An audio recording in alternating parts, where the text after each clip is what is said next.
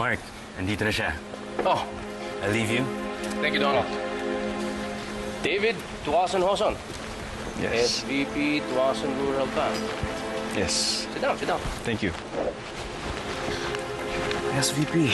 So you're the cousin of Antonio Tuason, president and owner of Tuason Rural Bank. What can I do for you?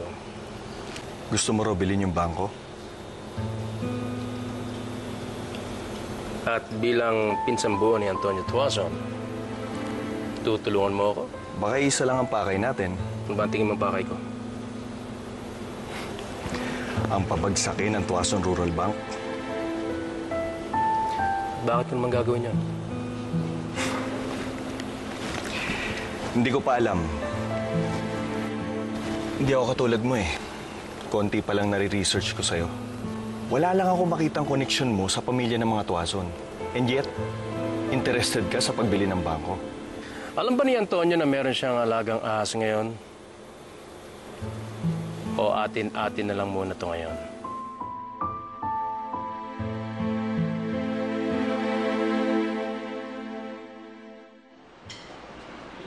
Pasok.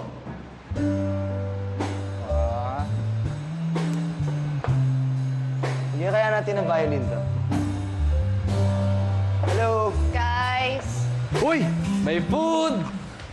Yes!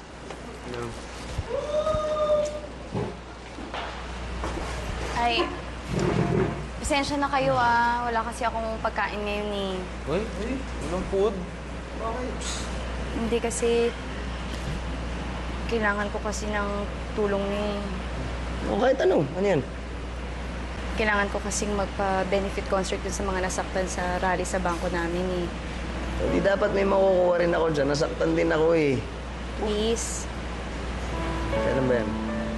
Mawalang galang na. Hindi mo man lang ba kami tatanungin kung bayad kami? O bakit? Ayaw mo na ba ng libreng merienda? Kailan ba yan?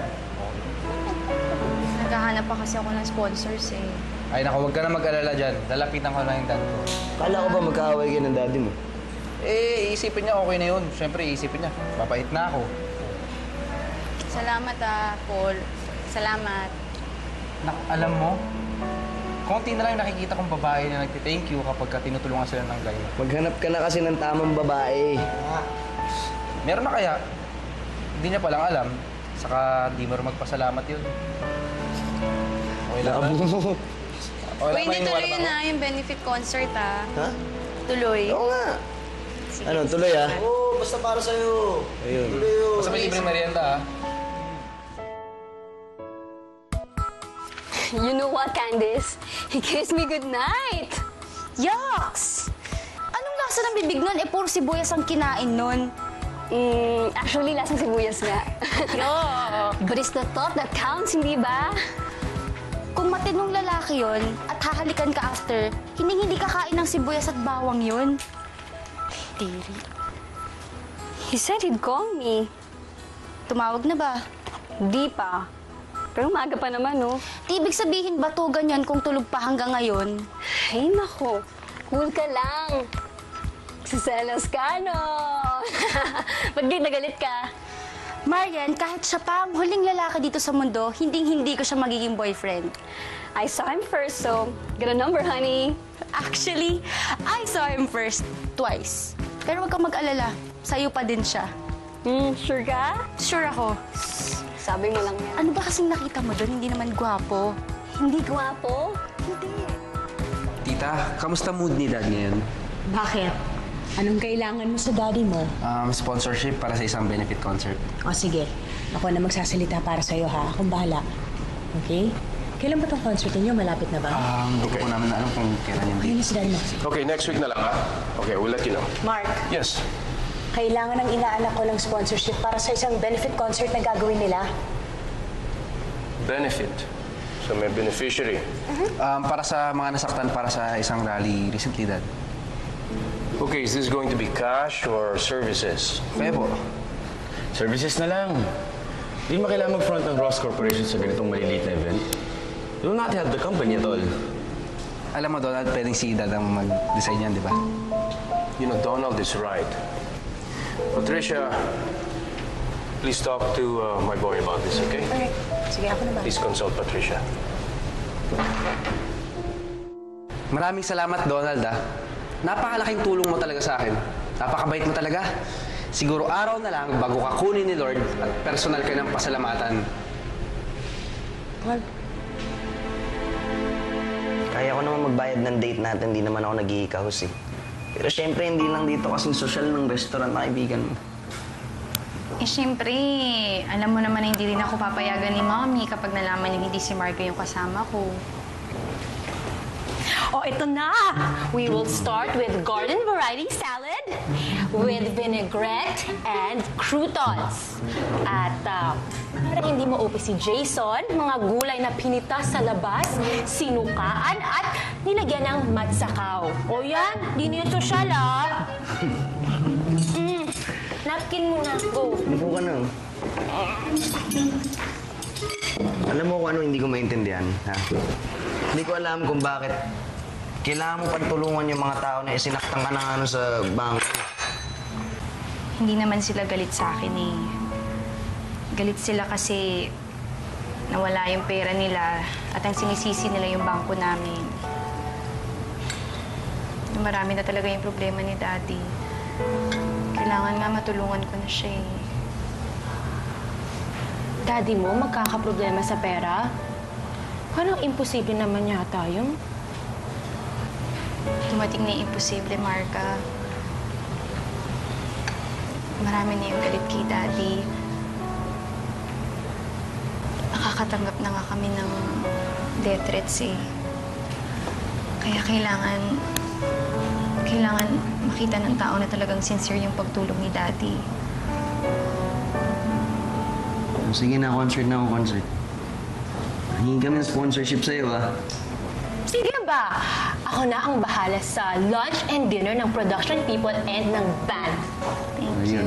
Chef. Oh, basta pakilala mo ko sa mga cute band members. Sige. Oo, kain na tayo. Ako na. Hello. Good evening. Pwede na tayo? Okay. You need something from me, right? Your sponsorship. Good. So I need something from you. Siguro napakalaki na naman ng business na mabibili mo, no? More than you can imagine. Just relax. This way, sir. Yes. Oh, here they are. Anong ginagawa mo dito? My dad has a dinner with his client. Kayo ang client niya? Hindi ko alam, magkakilala pala yung anak natin. Alam mo naman sa mundon to, mas marami kang kilala, mas magaling. Wala bang kinikwento yung anak mo tungkol sa anak ko? Oh, believe me, this is a big surprise kahit sa akin. Well, I guess we should celebrate this with another pledge. Very well, I think we should. To our Children's Union. To our Children's Union. Dad, cheers. Oh, I'm so happy I can dance all night. Excuse me, Dad. Oh, sit down, please. Thank you. Sit down, please. We're going to have dinner soon. Please. Excuse me, no? Babalik ako agad. Okay? No problem.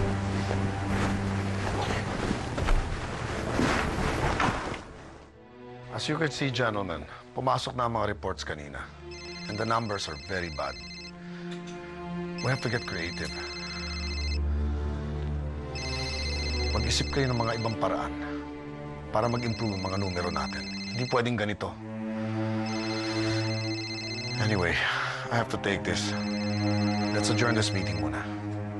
Thank you. Thank you for your time. I'll send the reports to your desks. Thank you.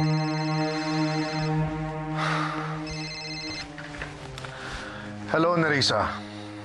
I'm beginning to think na iniiwasan mo ako, Antonio. Sa katunayan nga, habang nag-uusap tayo, pinipirmahan ko na yung mga loan papers para mabayaran ka. May katigasan din talaga yung ulo mo. I don't need your money. Besides, it will take a while. Nasa mesa mo na ang lahat ng titulo ng palaisdaan. All you have to do is just sign it over to me. Nerissa, I can't do that. Alam mo ba kung nasan ako ngayon? Candice is such a lovely girl. Nakakapanginayang naman kung may mangyari sa kanya. What do you mean? I love her outfit today. All pink. So girlish. Would you like it if she's in all red? As in, kulay dugo. Nerissa, I don't like those jokes, huh? May baswahan sa tabi ng kinakainan nila. Saan mo gusto kunin ang anak mo? Doon na ba? I'm getting out of the car now. Nerissa, stop it! Stop it!